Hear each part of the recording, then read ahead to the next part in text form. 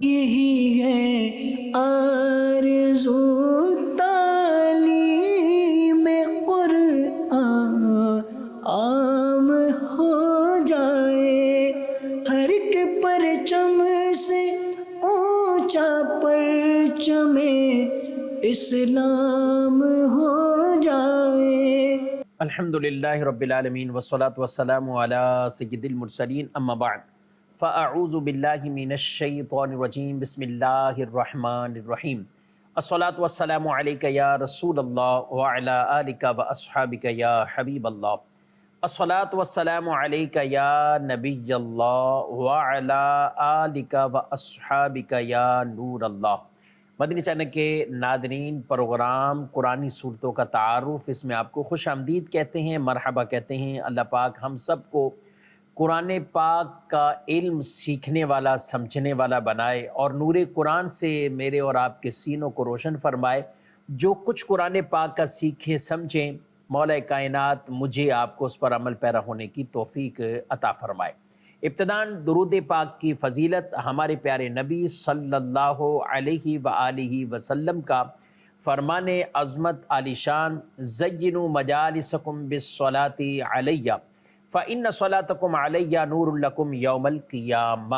اپنی مجلسوں کو مجھ پر درود پڑھ کر آراستہ کرو کہ تمہارا مجھ پر درود پڑھنا قیامت کے دن تمہارے لیے نور ہوگا۔ صلو علی الحبیب صلی اللہ تعالی علی محمد صلی اللہ علیہ وآلہ وسلم۔ ناظرین کرام، اس پروگرام میں بطور خاص ہم کسی ایک سورہ مبارکہ کا ذکر کرتے ہیں، اور اس سورہ مبارکہ کا شان نزول اور کچھ اس سورت مبارکہ کے مضامین پر گفتگو کی جاتی ہے۔ آج کا ہمارا موضوع سورہ مریم کا تعارف۔ سورہ مریم قرآن مجید فرقان حمید کے 16ویں پارے میں موجود ہے۔ اس سورہ مبارکہ کے اندر بطور خاص حضرت مریم رضی اللہ تعالی عنہا، ان کا ذکر خیر موجود ہے۔ یہ سورہ مبارکہ مکہ مکرمہ میں نازل ہوئی۔ ویسے تو بی بی مریم رضی اللہ عنہا کا ذکر خیر قرآن مجید میں کئی مقامات پر ہے۔ ارشاد فرمایا ہے وَاذْكُرْ فِي الْكِتَابِ مریم، اور آپ اس کتاب میں مریم کا ذکر کریں، مریم کا ذکر کریں۔ بی بی مریم رضی اللہ عنہا حضرت سیدنا عیسیٰ علی نبینا وعلیہ الصلاۃ والسلام کی والدہ محترمہ ہیں۔ بی بی مریم رضی اللہ تعالی عنہا کا چونکہ واقعہ جو ہے وہ بڑا ہی عجیب ہے، اور خاص طور پر جو ولادت عیسیٰ کا واقعہ ہے، جب ان کے پاس جبریل امین آئے اور جبریل امین نے آ کر کہا کہ اس طرح اولاد ہوگی، تو انہوں نے کہا کہ مجھے تو کسی بشر نے چھوا ہی نہیں۔ جب بشر نے چھوا تک کی نہیں ہے اور نہ میں کوئی برائی کرنے والی ہوں، تو پھر کیسے اولاد ہو؟ تو کہا کہ یہ اللہ کا فیصلہ ہے، اللہ جیسے چاہے گا، یعنی معاملہ ویسے ہی ہوگا۔ تو پھر وہ ساری صفات کو بیان کر دیا گیا جو ایک عورت اور خاتون کو امید کے وقت ہوتی، اور کیسے تولد ہوگا، یعنی عیسیٰ علیہ السلام کیسے ان کی ولادت ہوگی۔ ان تمام واقعات کو یہ اس سورہ مریم کے اندر بیان کیا گیا۔ پھر حضرت عیسیٰ علیہ السلام کو اٹھا کر آپ کی والدہ اپنے جب قوم والوں کے پاس، خاندان والوں کے پاس آئیں، تو وہاں پر انہوں نے جب سوال کیا تو آپ رضی اللہ عنہا نے خود کوئی جواب نہ دیا بلکہ اشارہ ہی کر دیا۔ فَأَشَارَتْ إِلَيْهِ، آپ نے اشارہ کر دیا ان کی طرف کہ یہی جواب دیں گے، یعنی وہ بچہ ہی جواب دے گا۔ اور وہ بولے قَالُوا كَيْفَ نُكَلِّمُ مَنْ كَانَ فِي الْمَهْدِ صَبِيًّا، جو بچہ جھولے میں ہے وہ کیسے بولے گا، کیسے کلام کرے گا؟ تو حضرت عیسیٰ علیہ السلام آپ نے کلام فرمایا اور اپنی والدہ کی پاک دامنی کو بیان کیا، اور ساتھ اپنے نبی ہونے کا بھی اعلان فرمایا۔ سبحان اللہ، کہ اللہ نے مجھے کتاب بھی عطا فرمائی، نبی بھی بنایا ہے، تو یوں آپ نے بچپن سے ہی کلام فرمایا۔ تو بی بی مریم رضی اللہ عنہا کے حوالے سے یہ سورہ مریم کے اندر تفصیل سے یہ ڈیٹیل سے حضرت عیسیٰ علیہ السلام کی ولادت اور یہ ذکر موجود ہے۔ ناظرین کرام، یہ سورہ مبارکہ بالخصوص جب حبشہ کی طرف مسلمانوں نے ہجرت کی تھی اور وہاں نجاشی بادشاہ تھا، مسلمانوں کی دو بڑی ہجرتیں، ایک تو مدینہ منورہ کی، لیکن اس سے پہلے کی جو ہجرت ہے وہ حبشہ کی طرف ہوئی تھی، کہ جب کفار کے مسلسل ظلم ستم یہ ہوتے رہے، تکلیفیں پہنچاتے رہے، تو اس وقت حبشہ کی طرف ہجرت کرنے کی اجازت ملی، تو کئی صحابہ کرام علیہم رضوان وہ اس ہجرت میں شریک ہوئے اور وہ گئے، اور یہ بعثت کا 5واں سال تھا، یہ 5واں سال تھا، اور اس وقت جنہوں نے ہجرت کی ان میں سے 11 مرد اور 4 عورتیں، اور انہی میں حضرت عثمان نے غنی رضی اللہ تعالیٰ عنہ، نبی کریم صلی اللہ علیہ وآلہ وسلم کی شہزادی حضرت سیدہ رقیہ رضی اللہ عنہا، ابو حذیفہ بن عتبہ، زبیر بن عوام، حضرت مصعب بن عمیر، عبد الرحمن بن عوف، اور حضرت عثمان بن مظعون، حضرت عبداللہ بن مسعود رضی اللہ تعالی عنہم اجمعین، یہ اور دیگر کچھ اور صحابہ یہ ہجرت کر کے حبشہ کی طرف گئے۔ اب جب یہ حبشہ کی طرف ہجرت کر کے گئے تو ادھر سے کافروں نے، مکہ کے لوگوں نے کچھ بڑے بڑے تحائف اور ایسا سامان یہ بھیجا نجاشی بادشاہ کی طرف، قیمتی تحائف بھیجے تاکہ وہ ان کو وہاں پناہ نہ دیں اور انہیں نکال دیں وہاں سے۔ جب غیر مسلموں کفار نے یہ سازش کی اور یہ تحائف اس طرح بھیجے گئے تو نجاشی بادشاہ نے کہا کہ میں پہلے ان کا موقف تو سنوں، ان کی گفتگو تو سنوں، کیا معاملہ کیا ہے۔ تو انہوں نے حضرات صحابہ کرام علیہ رضوان کو بلایا، تو نجاشی بادشاہ نے کہا کہ کچھ قرآن میں سے جو آپ تذکرہ کرتے ہو کچھ نازل ہوا ہے؟ کہا بالکل۔ تو نجاشی بادشاہ کو یہی سورہ مریم پیش کی گئی۔ تو نجاشی بادشاہ کے دربار میں حضرت جعفر بن ابو طالب رضی اللہ عنہ، انہوں نے جو سورہ مبارکہ کی تلاوت کی، سورہ مریم چونکہ نازل ہو چکی تھی تو یہ سورہ مریم کی ہی تلاوت سنائی۔ روایت میں بیان کیا گیا کہ اس قدر نجاشی بادشاہ وہ رونے لگ گئے، اس قدر وہ رونے لگ گئے، یہاں تک کہ نجاشی بادشاہ کی داڑھی وہ ساری تر ہو گئی، اتنا وہ روئے کہ داڑھی ان کی تر ہو گئی۔ اور جن لوگوں کے سامنے وہ مصاحف تھے، یعنی جن پر لکھا گیا تھا اور یہ تختیوں کی صورت میں موجود ہیں، تو وہ بھی اتنا روئے کہ یہ اوراق اور یہ لکھا گیا جن کے اوپر وہ بھی بھیگ گیا، اس قدر وہ روئے۔ اور نجاشی بادشاہ نے ان کفار سے کہا کہ تم یہاں سے نکل جاؤ، تم یہ چاہتے ہو کہ میں ان کو یہاں سے نکال دوں؟ میں کبھی نہیں نکالوں گا۔ کہا کہ بے شک دین محمد اور دین موسیٰ یہ ایک ہی طاق سے نکلے ہوئے ہیں، یعنی سب اللہ کی طرف سے ہیں۔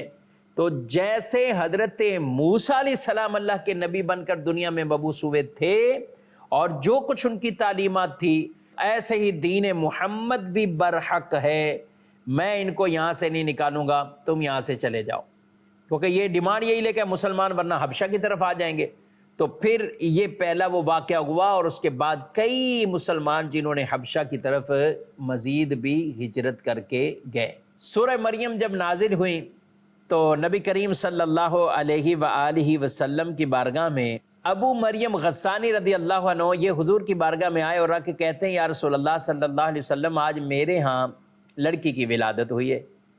تو آقا صلی اللہ علیہ وآلہ وسلم نے فرمایا کہ آج ہی مجھ پر سورہ مریم نازل ہوئی ہے، سورہ مریم نازل ہوئی، لہذا تم اپنی بیٹی کا نام مریم رکھ دو۔ سبحان اللہ، کہا کہ بیٹی کا نام مریم رکھ دو۔ ناظرین کرام، آج ہم کئی یونیک طرح کے ناموں کے پیچھے دوڑتے ہیں، بھاگتے ہیں۔ لوگوں کا ولادتوں کا سلسلہ ہوتا ہے تو وہ ادھر ادھر سے کچھ ایسے یونیک نام نکال کر لاتے ہیں، نہ کوئی اچھے معنی ان کے بنتے ہوں، اور بعض تو ایسے نام جن کا کوئی معنی سر سے بنتا ہی نہیں ہے، معنی ہی نہیں بنتا، اور بعض ایسے کہ معنی ہی غلط بن رہا ہے۔ تو ناموں کے حوالے سے ہمیں پیارے نبی صلی اللہ علیہ وسلم نے یہ تعلیم ارشاد فرما دی کہ مریم یہ نام رکھو، یعنی نسبت کے طور پر نام رکھو، ایسے نام رکھو جن کے معنی اچھے ہیں، اچھوں کے ناموں پر نام رکھو۔ بیٹے پیدا ہوں، فرمایا انبیاء کے ناموں پر نام رکھو، اپنے ناموں پر یعنی نبی پاک صلی اللہ علیہ وسلم کے نام نامی پر، یعنی محمد صلی اللہ علیہ وآلہ وسلم، آپ نے خود ارشاد فرمایا جو میرے نام کی محبت اور برکت حاصل کرنے کے لیے یہ نام رکھتا ہے، وہ بیٹا اور اس کا والد جنتی ہے، وہ جنت میں جائے گا۔ تو نام اچھوں کے ناموں پر، انبیاء کے ناموں پر، اولیاء کے ناموں پر، صحابہ کے ناموں پر۔ قرآن پاک کی کئی صورتیں ایسی ہیں کہ جن کے نام ہی اللہ کے پیاروں کے ناموں پر ہیں، جیسے سورہ مریم ہے، نام ہی مریم ہے اور سورت کا نام سورہ مریم، سورہ ابراہیم، سورۃ الکہف، کہف بھی تو اصحاب کہف کے نام پر ہے، سورہ محمد، سورہ نوح، یہ قرآن مجید فرقان حمید کی، اس طرح کئی ایسی صورتیں، سورہ طٰہٰ نبی پاک صلی اللہ علیہ وسلم کا نام ہے۔ تو ہمیں یہ معلوم ہوا کہ نام انبیاء کے ناموں پر، صحابہ کے ناموں پر، اولیاء صالحین کے ناموں پر، ان کے ناموں پر نام رکھیں۔ حضور علیہ السلام کے نام مبارک محمد کی برکت حاصل کرنے کے لیے محمد نام رکھیں بچے کا، اور پکارنے کے لیے کوئی اور نام بھی ساتھ لگا دیں تاکہ اس میں محمد کے آداب بھی ملحوظ رہیں۔ محمد نام رکھا، رضا پکارنے کے لیے آپ رکھ دیے، محمد نام احمد پکارنے کے لیے رکھتے ہیں، محمد نام رکھیں حسن پکارنے کے لیے آپ، تو ایسے کئی نام۔ اور صحابہ کرام علیہ رضوان کے کتنے خوبصورت خوبصورت نام ہیں، صحابیات کے کتنے خوبصورت نام ہیں، ان ناموں کو آدمی یاد کرے اور ان کی برکتیں بھی حاصل کرے، اور اپنے بچوں اور بچیوں کے نام حضور علیہ الصلوۃ والسلام کے صحابہ اور صحابیات کے ناموں پر رکھیں، انشاءاللہ بڑی برکتیں پائیں گے۔ ناظرین کرام، بڑھتے ہیں اس کے کچھ آگے مضامین کی طرف۔ سورہ مریم کا مرکزی مضمون اللہ پاک کی قدرت، اللہ پاک کی وحدانیت، توحید، اس کا ذکر موجود ہے، اور پھر رب بڑی شانوں والا ہے، قدرتوں والا ہے۔ اس میں بڑے بڑے واقعات ایسے ہیں، ان میں سے سر فہرست خود حضرت عیسیٰ علیہ السلام کی ولادت، بغیر باپ کے انہیں پیدا کیا گیا، پھونکنے سے ہی خود بخود ہی یہ سب سلسلہ ہوا، وہ امید سے بھی ہوئی، ولادت بھی ہوئی، تو یہ خود ایک قدرت کا کرشمہ ہے، اللہ پاک کی قدرت کا، بغیر والد کے۔ اس لیے کچھ عیسائی اس بات میں پڑ گئے، معاذ اللہ، انہوں نے کہا کہ عیسیٰ علیہ السلام کا والد یہ ابن اللہ ہے، یعنی اللہ کا بیٹا یہ۔ نبی کریم صلی اللہ علیہ وسلم نے ان سے مباہلہ فرمایا، یعنی مباہلے کا چیلنج فرما دیا کہ اللہ کا بیٹا نہیں، اللہ وہ ہے لم یلد ولم یولد، نہ پیدا ہوا نہ اس کی کوئی اولاد ہے۔ رب تعالیٰ اس سے پاک ہے، نہ اس کی کوئی اولادیں ہیں نہ اس کا کوئی ماں باپ ہے، اللہ ہمیشہ سے ہے، ہمیشہ رہے گا۔ تو آپ نے ان سے مباہلہ فرمایا، وہ کہنے لگے کائنات کے اندر، دنیا کے اندر کوئی بندہ ایسا نہیں ہے کہ جو بغیر والد کے پیدا ہو جائے۔ تو آپ نے کہا کہ بغیر والد کے پیدا ہو جائے، ہمارے پاس تو ایسی مثال ہے کہ والد بھی نہیں، والدہ بھی نہیں ہے۔ آدم علیہ السلام کو اللہ نے کیسے پیدا کیا ہے؟ نہ باپ ہے نہ مائیں، مٹی سے بنایا گیا اور روح ڈال دی گئی۔ پھر آدم علیہ السلام کی پسلی سے ہی ان کی اہلیہ حوا رضی اللہ عنہا کو پیدا کیا۔ تو اس لیے یہ تو اللہ کی شان ہیں، اللہ قادر مطلق ہے، اللہ پاک خالق حقیقی ہے۔ عام فطری تقاضات وہ ایک سب کے لیے رول اور وہ بیان کر دیا گیا، لیکن رب چاہے تو اس سے برعکس، جیسے حضرت عیسیٰ علیہ السلام خالق حقیقی اللہ ہے، تو اللہ نے بغیر والد کے انہیں پیدا فرما دیا، سبحان اللہ۔ حضرت عیسیٰ علیہ السلام کا واقعہ بھی بڑا اللہ کی قدرتوں پر بین دلیل ہے۔ اسی طرح حضرت یحییٰ علیہ السلام کی ولادت، ان کا بھی ذکر چکے یہاں موجود ہے۔ یحییٰ علیہ السلام کی جو ولادت ہوئی حضرت زکریا علیہ السلام کے گھر، حضرت زکریا علیہ السلام عمر کی اس سٹیج پر پہنچ گئے تھے جہاں اب اولادیں ممکن نہیں ہوتی، اولادیں پیدا نہیں ہوتی۔ تو حضرت زکریا علیہ السلام کے دل میں یہ تمنا پیدا ہوئی، آپ نے دعا کر دی اللہ کی بارگاہ میں، تو فرشتوں نے خوشخبری دی، سبحان اللہ۔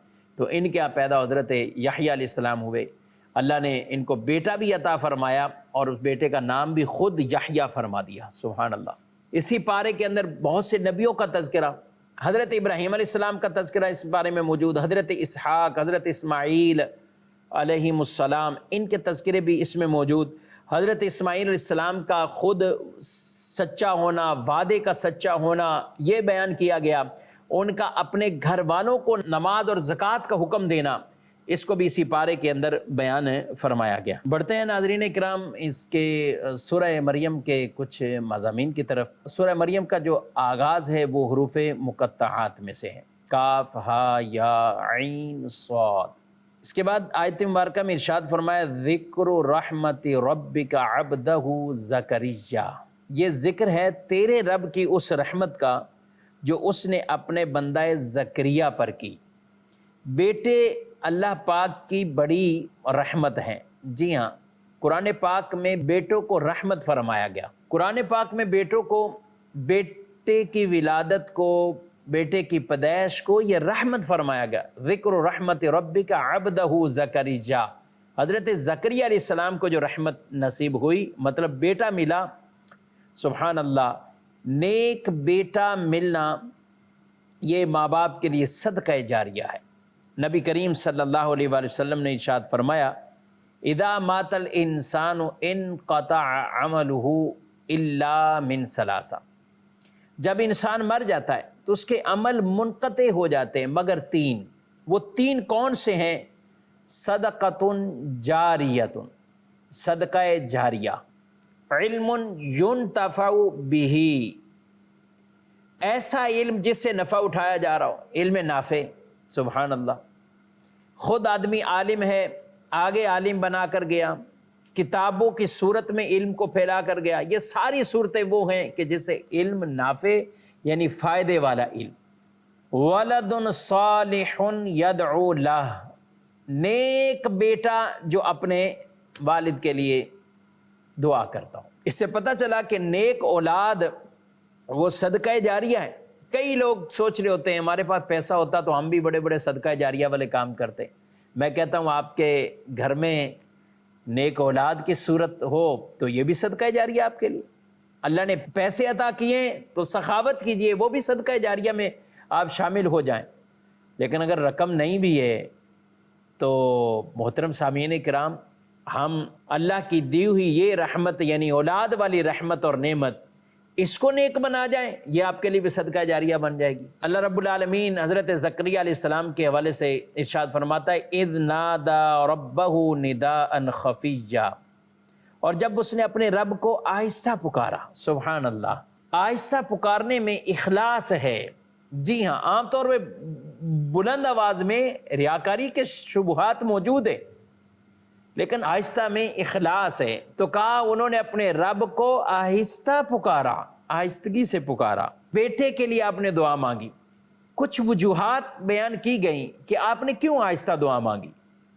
ایک وجہ یہ بیان کی کہ آپ اگر اعلانیہ دعا مانگتے تو اس وقت بظاہر آپ عمر کے اعتبار سے بوڑھے ہو چکے تھے، تو یہ لوگوں کو، سننے والوں کو بھی ایک طرح کا عجیب لگتا، یا کوئی ایسا نہ ہو کہ وہ آگے سے ملامت کرنے والا بنتا کہ آپ نے یہ دعا کیسی مانگ لی۔ تو آپ علیہ السلام نے آہستہ ہی اللہ سے دعا مانگی۔ اللہ اکبر، میرا رب کتنا کریم ہے، رحیم ہے، آہستہ سے بھی کوئی پکارے۔ اللہ تو دلوں کے راز بھی جانتا ہے، انہ علیم بذات الصدور، دلوں میں پیدا ہونے والے خیالات کو بھی وہ رب جانتا ہے۔ سبحان اللہ، آہستہ سے دعا مانگی، اللہ نے اس دعا کو قبول فرمایا۔ اور یہ بھی فرمایا گیا کہ چونکہ 75 اور 80 سال لگ بھگ آپ کی عمر تھی تو آپ کی آواز میں ضعف تھا، کمزوری تھی، اس لیے آپ کی آواز آہستہ ہوئی۔ تو کئی ایسے لوگ ہیں جو آہستہ دعا مانگتے ہی نہیں ہیں۔ ارے بھائی کیوں نہیں مانگتے؟ نبی کریم صلی اللہ علیہ وسلم نے ارشاد فرمایا آہستہ آواز میں دعا کرنا 70 بلند آواز کے ساتھ دعا کرنے کے برابر ہے۔ 70 بلند آواز، بیٹھے ہوں اللہ کی بارگاہ میں، لو لگائے ہوئے، اللہ سے دعا مانگ۔ سبحان اللہ۔ تو آہستہ دعا وہ بھی دعا ہے، وہ بھی دعا ہے۔ اپنے رب سے گڑ گڑاتے ہوئے اور آہستہ آواز سے دعا کرو۔ سبحان اللہ، اپنے رب سے گڑ گڑا کر اور آہستہ آواز۔ یہ جب آدمی اکیلا تنہائی میں بیٹھا، یہ نہ سمجھے کہ بعض اوقات آدمی مجمع میں ہے، کسی اجتماع میں ہے، محفل میں ہے، دعا کرنے والے کی رکت، اس کے کلمات، الفاظ کی ادائیگی، فصاحت، بلاغت، آپس میں ہم کافیہ گفتگو کرتے ہوئے، کلام ملاتے ہوئے، اشعار پڑھتے ہوئے آدمی کو رونا آ جاتا ہے، کبھی آواز کی وجہ سے بھی آ جاتا ہے۔ لیکن خوش نصیب، یہ بھی اچھی بات ہے، یہ بھی اچھی بات ہے، اگر روتے ہیں اچھی بات ہے، رونا چاہیے، مگر جو خوش نصیب اکیلے میں بھی بیٹھ کے کبھی اللہ کو یاد کر کے روئے نا، سبحان اللہ۔ ایک روایت میں فرمایا اکیلے بیٹھا ہو، اللہ کا ذکر کر رہا ہو اور اس کی آنکھوں میں سے آنسو نکل آئے، اللہ قیامت کے دن اپنے عرش کا سایہ اسے عطا فرمائے گا، سبحان اللہ، عرش کا سایہ عطا فرمائے۔ تو آہستہ آواز میں بھی دعا ہو، اکیلے بیٹھ کر بھی دعا ہو، اپنے رب سے جب تعلق ایسا قائم ہو جائے گا کہ میرا رب میری یہ سنے گا، قبول فرمائے گا، تو پھر سبحان اللہ سبحان اللہ، یہ مانگتے رہنا چاہیے، اللہ سے مانگتے رہنا چاہیے، اور یہ یقین رکھ کر رب سے دعا مانگو، ادعوا اللہ، اللہ سے دعا مانگو، وانتم موقنون بالاجابہ، کہ تمہیں یہ یقین ہو کہ وہ قبول فرمائے گا، تمہیں یقین ہو، یعنی پختہ یقین ہو قبول فرمائے گا۔ کتنے نبیوں کی دعائیں قرآن پاک میں، انی مغلوب فانتصر، انی مسنی الضر، یا اللہ مجھے تکلیف پہنچ گئی۔ حضرت ایوب علیہ السلام کی برس گزر گئے، بس یہ کلمات آئے زبان پر، مسنی الضر، مجھے تکلیف پہنچی ہے، یا اللہ تو سب سے بڑھ کر رحم فرمانے والا، سب سے بڑھ کر۔ تو اکیلے کا ناظرین ہمارا تعلق رب سے یہ اکیلے میں بھی جڑا ہوا ہونا چاہیے، تنہائی میں بیٹھیں، راتوں کو اٹھیں، دعا مانگیں، اللہ قبول فرمائے گا، سبحان اللہ۔ اللہ پاک یہ توفیق عطا فرمائے۔ اور بھی کئی اس کے مضامین ہیں اور گفتگو تو ظاہر ہے مجھے کرنی ہے انشاءاللہ۔ آئندہ پروگرام میں سورہ مریم کے کچھ مضامین اور بالخصوص حضرت عیسیٰ علیہ نبینا علیہ الصلوۃ والسلام کا جو آگے سورہ مبارکہ کے اندر ولادت کا باقاعدہ تذکرہ آ رہا ہے، اس کو بھی انشاءاللہ سنیں گے۔ اللہ پاک عمل کی توفیق عطا فرمائے، آمین بجاہ النبی الامین صلی اللہ علیہ وسلم۔ یہی ہے آرزو تعلیم قرآن عام ہو جائے، ہر ایک پرچم سے اونچا پرچم اسلام ہو